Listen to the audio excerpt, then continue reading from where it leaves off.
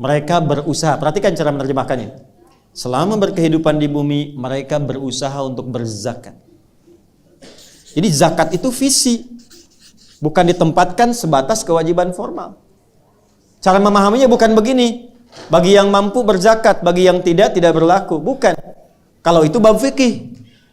Kalau kita mau bicara bab ibadahnya yang diterjemahkan dalam muamalah, maka cara memahaminya adalah dia berusaha mampu berzakat selama hidup. Tuh. Kalau berzakat artinya kan harus ada yang dizakati kan? Maka kalau ingin masuk dalam kategori penghuni surga Firdaus, silahkan bekerja, beraktivitas. Tapi yang paling menarik, semua orientasi pekerjaannya ujungnya ibadah. Ya, hatta ia kumpulkan harta pun tujuannya untuk ibadah, supaya saya bisa zakat, supaya saya bisa infak. Saya mau berikan rahasia ya, ini sangat penting sekali dan tolong jaga, ini hanya di antara kita. Sepakat ya? Jangan keluar ya, ini hanya antara kita saja. Ya, saya serius ya. Bu, Pak, zakat itu kalau benar kita bisa kerjakan, maka pada saat yang bersamaan Allah akan limpahkan dua karunia sekaligus. Karunia pertama menambahkan bekal kemuliaan akhiratnya. Karunia kedua melimpahkan seluruh bekal keperluan dunianya. Saya tanya begini, paling gampangnya begini. Zakat itu berapa persen sih? 2,5% itu minimal. Standar, itu kan bahasa yang paling kita senangi kan? Itu bahasa orang fikih sekarang, 2,5%. Ya. Sekarang saya berdoa misal, ya Allah, saya ingin menjadi penghuni surga Firdaus. Mulaikan dengan doa. Saya sudah berusaha menunaikan sholat dengan khusyuk. Saya berusaha menyingkap segala hal yang tidak penting dalam kehidupan. Sekarang ya Allah, saya ingin berusaha sebelum meninggal saya bisa zakat. Saya nggak minta banyak, ya Allah, saya pengen bagi di Indonesia ini minimal yang bisa merasakan dari zakat saya. Saya minta 25 juta aja ya Allah supaya bisa zakat. 25 juta itu kita minta zakat, tapi ketika Allah kasihnya 1 miliar Pak, Bu. Kan zakat itu minimal berapa?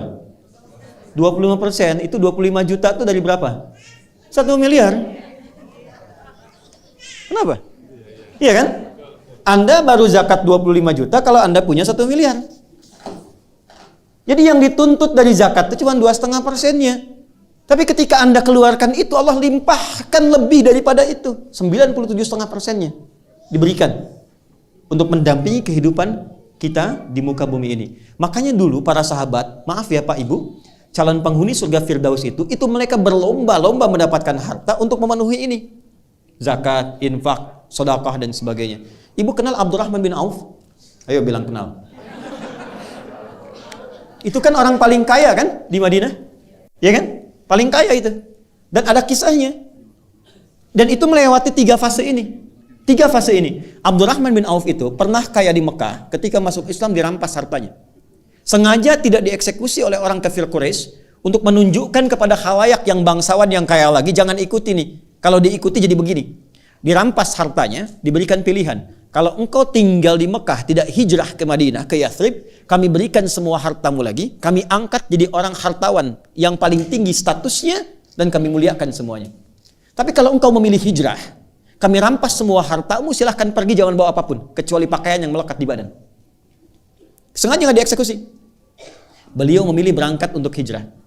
Yang jadi persoalan, itu istrinya, keluarganya. Mau ikut suami, bawa pakaian, silahkan pergi.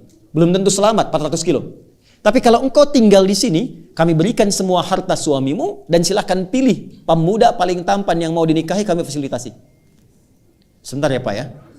Kalau ibu dalam posisi istrinya Abdurrahman bin Auf, pilih mana? Ikut suami kehilangan semua harta, atau tinggal di Mekah, dapat limpahan semua harta suami, bisa pilih pemuda paling tampan yang mungkin ibu ingin dapatkan. Anggap rekaman ini tidak akan disebarkan kepada suami masing-masing. Pertanyaan saya, ikut suami atau tinggal di Mekah? Ikut suami. Ikut suami. Oke. Boleh lah. Maaf, ternyata istri beliau tidak ikut suaminya tinggal di Mekah pada saat itu. Ini tahapan penghuni surga Firdaus itu levelnya saling bertahap. Allah tidak akan mungkin memberikan kemampuan maksimal di sini kalau kita belum melewati yang ini dengan optimal. Maka apa yang terjadi? Beliau hijrah, dan sebelum hijrah itu sudah mendapatkan pendidikan sholat khusyuk dari Nabi. Inilah nanti yang bisa kita jadikan sebagai panduan bagaimana belajar sholat khusyuk. Dilatih oleh Nabi 3 hal. 1, gerakannya dari takbir sampai salam. 2, bacaannya, apa yang mengiringi gerakan itu. Yang 3, hikmahnya. Karena semua gerakan dan bacaan sholat itu ada maknanya. Kenapa berdiri tidak terlampau rapat, tidak terlampau lebar? Kenapa kemudian mengangkat tangan sampai di sini? Ya, itu ada maknanya. Kenapa disimpan di sini? Kenapa rukunya lurus jajar? Itu semua ada artinya. Secara singkat diajarkan oleh Nabi, hijrahlah beliau kemudian ke Yathrib yang kelak jadi Al-Madinah Al-Munawwarah. Maka sampai sana kemuliaan masyarakat Madinah yang sampai sekarang diabadikan di Quran surah 59 ayat 9 sampai 10. Wa yu'thiruna 'ala anfusihim walau kana bihim khassasah. Karena itu disebut Ansar. Ansar itu menolong tanpa pamrih dan sesuai kebutuhan yang ditolong. Jadi kalau ada orang kehausan, yang datang menyambut yang bawa minuman. Orang lapar, yang datang menyambut yang bawa makanan. Abdurrahman bin Auf pernah kaya, jatuh fakir. Yang menyambutnya orang paling kaya di Madinah. Pilihannya 2. Perhatikan baik-baik. Akhil karim, bahasa kita, saudaraku yang mulia. Sami'tu annaka kunta ghaniyya. Saya dengar Anda pernah kaya sebelum kesini. Kalau ingin kaya lagi, ambil setengah harta saya. Dan saya dengar Anda ditinggalkan istri Anda di Mekah. Pilih perempuan paling cantik di Madinah. Sekalipun bagian dari keluarga saya akan fasilitasi pernikahannya. Gantian ya Bu ya. Gantian. Kalau Bapak di situasi itu, suruh milih. Ambil setengah harta saya, pilih perempuan paling cantik, sekalipun itu bagian dari keluargaku, aku fasilitasi pernikahannya. Anda terima atau tidak ditolak sama sekali? Saya paham Bu pilihannya, karena itu percuma saya tawarkan ditolak. Ya, enggak, orang paling kaya ini bicara demikian karena paham orang yang sudah terbiasa dengan keadaan tidak mudah menyesuaikannya. Beliau kira Abdurrahman bin Auf itu seperti itu. Kan di fisika juga begitu kan? Ya, gaya itu kan F1 sama dengan F2, gitu kan? Kalau naik hartanya banyak, naiknya kan turunnya beda. Kalau sedikit naik angkot turun tawadhu, sedekah, gitu kan? Ya, yang repot kan hukum Pascalnya. F berbanding lurus dengan P kan, tekanan. Gaya berbanding lurus dengan tekanan. Semakin banyak gaya, semakin tertekan. Itu problemnya. Nah, dia melihat Abdurrahman bin Auf ini barangkali sudah di level tinggi, gayanya tinggi. Jadi tekanan. Dia lupa bahwa beliau sudah diajarkan cara sholat yang benar. Itu cuma dipraktekkan, berdiri begini. Ini ada maknanya.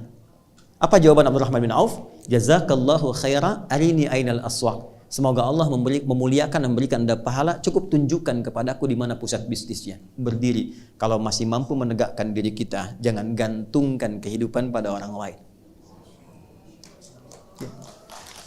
Oke. Cuman 2 tahun. Dari penyalur kambing, 2 tahun hartanya bertambah, 3 tahun jadi orang paling kaya pada masa itu. Dari nomor 3, nomor 2 langsung jadi nomor 1.